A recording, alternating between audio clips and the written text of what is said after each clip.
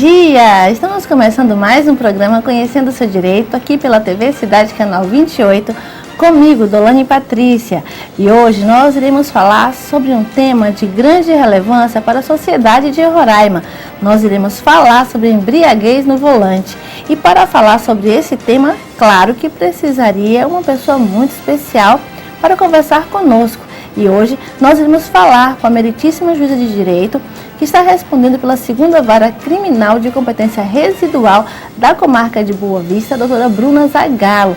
Nós teremos o prazer de conversar com a doutora Bruna sobre esse assunto tão importante que é embriaguez no volante. Você pode participar através do telefone 9111 3740 pelo WhatsApp e também pode participar pelo Facebook Dolane Patrícia. Lembrando ainda que pode acompanhar esta e todas as outras entrevistas pelo YouTube, na página Dolane Patrícia RR. Nós iremos para um breve intervalo comercial e já estaremos de volta com essa ótima entrevista.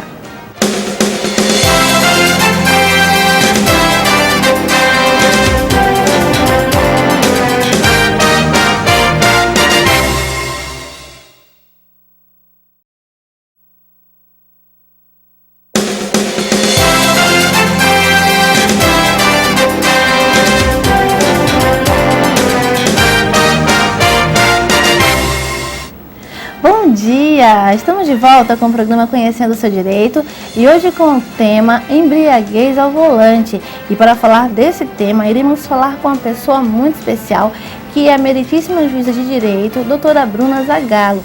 Ela que está respondendo atualmente pela 2ª Vara Criminal de Competência Residual da Comarca de Boa Vista, onde inclusive trata também desses crimes. Bom dia, doutora Bruna. Bom dia, doutora Dolane. Primeiramente, é um prazer participar do seu programa, de alguma forma esclarecer alguns pontos para a sociedade que são submetidos ao Poder Judiciário. É realmente uma grande satisfação. É um prazer para nós, temos a senhora aqui para responder essas perguntas e deixar claro que é importante a conscientização de não dirigir sob efeito de álcool. E nós gostaríamos de perguntar primeiramente sobre a incidência de ações, de processos criminais nas varas hoje da Comarca de Boa Vista, das pessoas que dirigem sob efeito de álcool. Bom, é preocupante realmente a quantidade de processos em virtude da prática desse crime. Todos os dias as varas criminais de competência residual da Comarca de Boa Vista recebem comunicados de prisão em flagrante por esse crime, denúncias oferecidas pelo Ministério Público. E são tantos os crimes praticados no trânsito, em geral, independente de ser apenas o de embriaguez ao volante, né? Ou de dirigir sob o efeito de álcool, que foi criada uma vara só para tratar desses crimes. Só para isso? Só para esses crimes. E por quê? Porque a gente tem que tratar quem pratica esse crime de uma forma diferenciada. São pessoas que precisam, na verdade, de uma orientação, de uma conscientização do risco que se causa para a sociedade. Esse tipo de conduta é uma associação muito perigosa essa, de bebida e direção. Então, a gente não pode tratar essa pessoa como alguém que habitualmente comete crimes mediante violência, grave ameaça. Não, é uma pessoa que, por alguma imprudência, imperícia, acaba cometendo um acidente, o que pode acontecer com qualquer um, porque dirigir já é um risco, né? Com certeza, embriagado, mas ainda. Se você mexer no som, às vezes você se dispersa e acaba gerando um acidente, né? Então essas pessoas têm que ser orientadas, na verdade. E com relação assim à legislação que trata dessa questão de dirigir sob efeito de álcool? Bom, esse crime de dirigir sob efeito de álcool ou de substância psicoativa que cause dependência, ele está previsto no artigo 306 do Código de Trânsito Brasileiro. Ele primeiramente, ele foi previsto na Lei 9.503, né, de 97, com uma redação que falava em dano potencial às pessoas. Depois passou a ser prevista na Lei 11.705, de 2008. E essa previsão dessa lei que eu mencionei agora foi algo que gerou muito problema. Por quê? Porque esse tipo penal de dirigir sob efeito de álcool, ele exigia uma quantidade mínima de concentração de álcool no sangue. Difícil de detectar. Difícil de detectar. Eram 6 decigramas de álcool por litro de sangue. E isso só poderia ser provado pelo teste do bafômetro, que você faria essa conversão, né? E pelo exame de sangue. E aí, se o aparelho quebrasse? Se a pessoa se recusasse a fazer? Se acontecesse qualquer intercorrência? Não teria como provar. Porque isso tem que ser medido de forma objetiva. Tem que ser comprovado de forma objetiva. Então não dava. Então mesmo que a pessoa estivesse nitidamente embriagada, ela não poderia responder por um crime ou ser presa em flagrante. Então, com essa nova legislação, se a pessoa se recusar a fazer o teste do bafômetro, não quer dizer que ela não vai responder pelo fato de estar dirigindo embriagada. Nesse caso, se ela se recusa, ela não quer fazer o teste do bafômetro, o que acontece? Então, assim, o que eu faltou explicar, como você já sabe, né? Hoje tem a Lei 12.000, houve uma alteração por meio dessa Lei 12.760 de 2012. E essa lei alterou o artigo 306 no sentido de tirar do tipo esses 6 decigramas. E agora, ela mesma previu que você pode provar por todos os meios de prova lícitos. E ainda mencionou alguns, ela nem precisava ter mencionado, mas ela ainda mencionou alguns exemplos. Deixou bem específico. Deixou bem específico. Quais seriam? Por vídeo. Hoje todo mundo usa celular para filmar qualquer crime que está sendo praticado, qualquer pessoa. Qualquer pessoa. Então, por vídeo é possível provar, por prova testemunhal, por termo de constatação, que o policial chega... Visivelmente e anota, fala arrastada, a pessoa não sabe dizer em que local se encontra, sabe? Não consegue se equilibrar. Não consegue se equilibrar. São muitos sinais, né, que demonstram essa mudança. E só para deixar bem claro, hoje, além de não ter mais esses 6 decigramas, se fala o quê? Dirigir com a capacidade psicomotora alterada, que é justamente, né, você está cambaleando e tal, né, ou sob efeito de substância psicoativa que cause dependência, né, então você demonstra por esses meios. Então hoje não tem como não comprovar se a pessoa realmente está dirigindo sob efeito de álcool, tem várias formas, né? Só que essa capacidade psicomotora alterada seria sob a influência de álcool. De álcool. E nesse caso tem muitas pessoas que não medem as consequências de dirigir embriagado, mas na verdade muitos pensam que só é preso e pronto, mas não é assim. Inclusive a pessoa recebe um processo lá no fórum e se for condenado deixa de ser réu primário, não é isso? Deixa de ser réu primário. Passa a ser uma pessoa com maus antecedentes?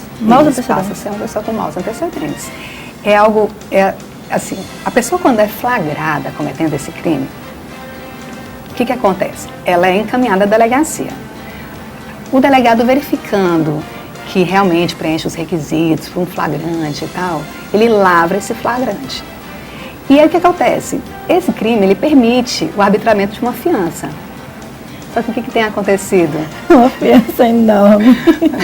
Os delegados têm arbitrado fianças altas, com respaldo legal, diga-se de passagem, porque as pessoas reclamam muito. Doutora, fixou muito alto, mas os delegados têm esse respaldo, né? Não sabe que não é para dirigir embriagado. Isso, tem esse respaldo legal. Lógico que eles têm os requisitos que têm que ser observados. Eles têm observado, né? Cabe a eles analisar a gravidade do delito, a condição econômica da pessoa e o limite estabelecido no Código de Processo Penal. E a fiança tem em torno de quanto, assim, mais ou menos? Olha, como eu disse, a capacidade financeira da pessoa também conta muito. Já vi fiança de R$700, como já vi de R$7.000. R$7.000 de noite. R$7.000. Tem que pagar na hora. Quem dispõe de R$7.000 em casa, via de regra? Muito difícil. Né? Mas, digamos, R$3.000. É muito difícil a gente ter esse tipo de esse valor em casa. E se for à noite, quem vai conseguir sacar esse valor? E se tiver embriagado? Fica mais difícil ainda. Então, assim, o que acontece? Aí, se a pessoa não paga, ela acaba sendo conduzida a uma penitenciária. E aí gera todo um constrangimento desnecessário, né? Um transtorno. A pessoa poderia deixar de de praticar essa conduta. Já pensou uma pessoa que nunca foi à penitenciária passar por esse constrangimento? A família, os amigos, nós anunciar que você está na penitenciária, preso. Até você provar que não foi porque você matou alguém, as pessoas já estão cheias de imaginações a respeito do que você está fazendo ali, porque foi parar lá. Acaba estigmatizando muito a pessoa, né? Então, além desse fato, a questão da sociedade, você põe em risco a vida de muitas pessoas. É que eu acho pior. Você põe em risco a vida de muitas pessoas e é muito triste esse fato. E nesse caso, as pessoas às vezes dirigem sob efeito de álcool e outra pessoa que está dirigindo corretamente, cumprindo as leis de trânsito, vem e é vítima dessas pessoas que de forma inconsequente dirigem sob efeito de álcool. Nós temos no próximo bloco continuar com esse assunto, falar sobre as penas, inclusive, que as pessoas podem chegar a ter e muitos outros assuntos também que nós vamos tratar no próximo bloco. Daqui a pouco estaremos de volta, não saia daí.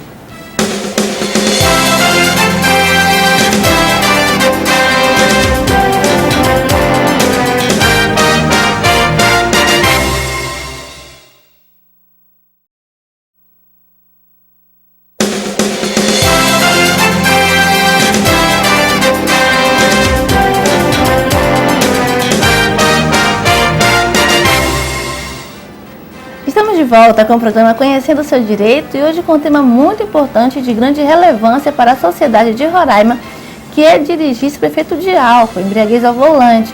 E nós estamos conversando com a meritíssima juíza de direito, doutora Bruna Zagallo, ela que atualmente está respondendo pela 2ª Vara Criminal de Competência Residual da comarca de Boa Vista. E dirigir sob efeito de álcool é crime. Doutora Bruna, qual a pena? Bom, a pena é de 6 meses a 3 anos de detenção, multa, além da suspensão do direito de dirigir ou da proibição de dirigir para quem ainda não tirou a carteira, né, de habilitação.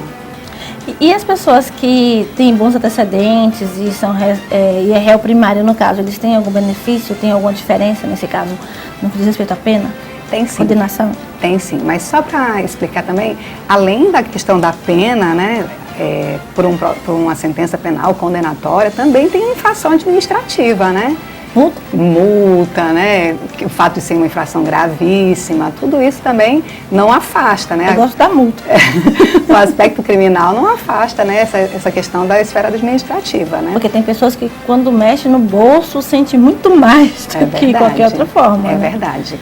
E com relação a quem é primário, que comete esse crime, o que acontece? Existe um benefício que é proposto pelo Ministério Público, que é a suspensão condicional do processo. Por que é cabível esse benefício? Porque esse crime ele tem a pena mínima inferior a 1 ano. Então cabe. Só que essa pessoa precisa dizer se aceita ou não esse benefício. Por quê? Primeiro porque ele vai ter que ser submetido a algumas condições que serão apresentadas pelo promotor, né? E caso aceite, homologadas pelo juiz, certo? Vai ficar por um período de prova de 2 anos, né? Não vai poder se ausentar da comarca por mais de 30 dias sem comunicar ao juízo, né? Vai ter que ir ao judiciário, assinar um livro para que o judiciário tenha esse contato com essa pessoa, né? E não praticar esse ato de novo, em nenhuma hipótese. Se praticar um crime, esse benefício é revogado e volta o processo a ser instruído, né? Com uma sentença ao final. Uma grande preocupação. Pode falar. Perdão. Só para explicar, a pessoa também pode vir a não aceitar esse benefício porque ela quer provar que ela é inocente. E também tem esse direito. E cabe ressaltar que o fato de você aceitar uma proposta de suspensão condicional do processo não faz de você culpado. Você não está assumindo que você é culpado.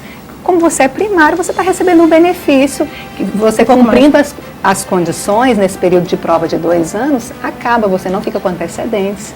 É até melhor, né? É uma forma mais rápida. Agora, você não pode ser beneficiado por 5 anos se você aceitar isso, né? Beneficiado novamente, né? Novamente. E o que é mais preocupante nessa questão da embriaguez ao volante são as pessoas que são vítimas fatais de acidentes. No caso, de homicídio doloso, culposo, como acontece? É preocupante isso? A grande preocupação de dirigir sob o efeito de álcool é que, via de regra, quem está dirigindo sob o efeito de álcool não pratica só esse crime. Acaba praticando outros crimes, como homicídio culposo no trânsito, lesão corporal culposa no trânsito. E isso é muito preocupante, né? É por um ato irresponsável. Acaba com a vida da pessoa. Acaba com a vida de uma pessoa e com uma família, né? E já são tantas propagandas conscientizando, sabe? Que a gente não consegue entender o porquê dessa resistência. Eu sei que é um hábito, assim, muitos sempre fizeram isso e tal, mas como aconteceu com o cinto de segurança, que não é crime não usar cinto de segurança, é uma infração administrativa, mas fazendo só um paralelo. Quando começaram realmente a exigir, a fiscalizar e a multar, as pessoas tiveram uma resistência, demoraram a aceitar isso, mas como viram que estava sendo fiscalizado e estava sendo multado, as pessoas começaram a usar. E quantas mortes deixaram de ocorrer diante de acidentes por conta da pessoa usar um cinto de segurança? Com certeza. Né? Diminuiu o impacto desse acidente. Pela consciência. Pela consciência. E da mesma forma tem que ser com essa questão de bebida. Associar bebida e direção é uma associação drástica. De consequências, assim, que você não pode medir. Porque ela pode causar consequências a você e a terceiras pessoas Isso também, mesmo. que é no caso das vítimas, que muitas vezes são fatais no caso de acidente.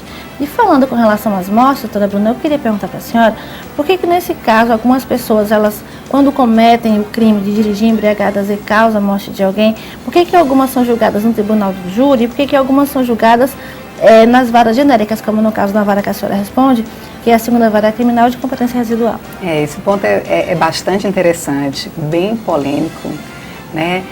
O que acontece?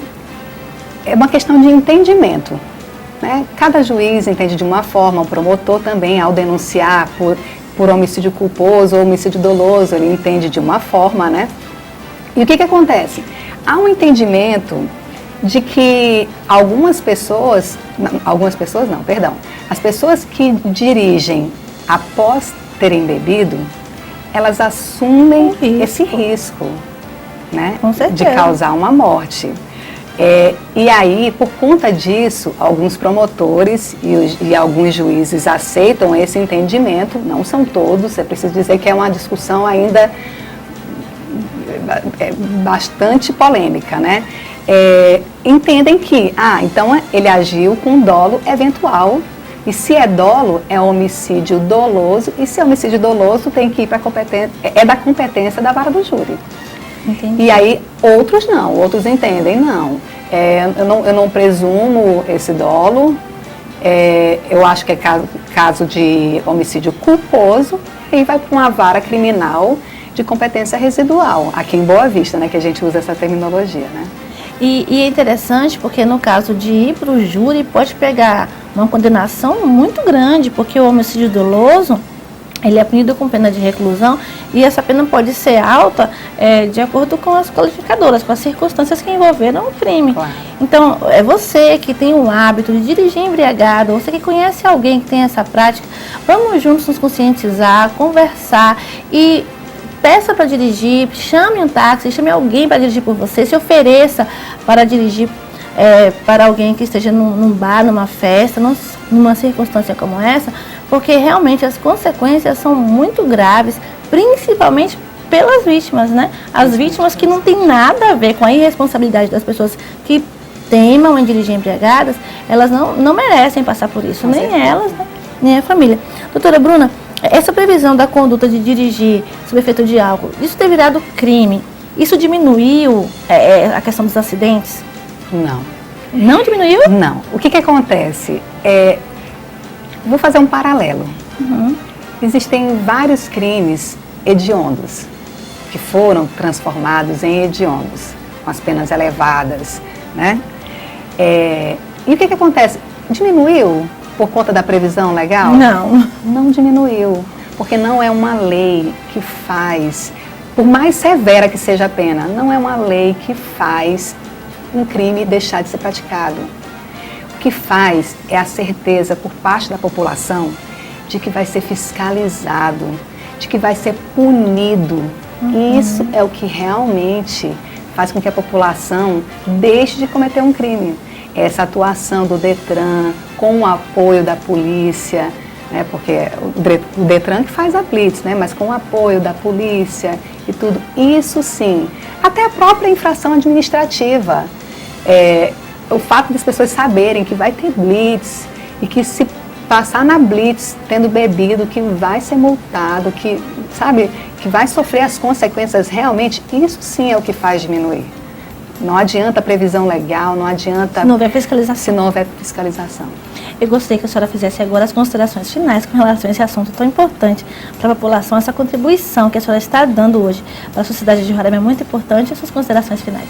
Bom, mais uma vez agradecer por estar aqui no seu programa, dizer que já está na hora de todas as pessoas se conscientizarem do risco que elas causam a todas as pessoas da sociedade por uma opção dela de beber e dirigir.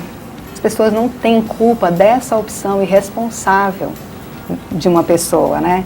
E são famílias que são destruídas. Verdade. Porque a perda de uma mãe, de um filho, pai, de um filho, isso esposa, não se cura, né?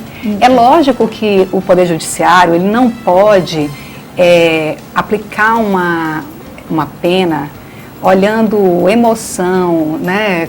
Esse sentimento. Lógico que a gente olha as consequências do crime, né? Mas a gente vai apurar de forma objetiva.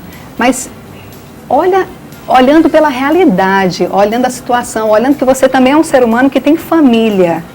É algo muito complicado você perder alguém por uma postura de uma outra pessoa. Uma postura errada de outra pessoa. Verdade. Nós queremos agradecer mais uma vez às senhoras e que foi um prazer muito grande recebê-la aqui e com certeza foi uma participação de grande relevância para a sociedade de Roraima. Nós iremos para um breve intervalo comercial, daqui a pouco estaremos de volta.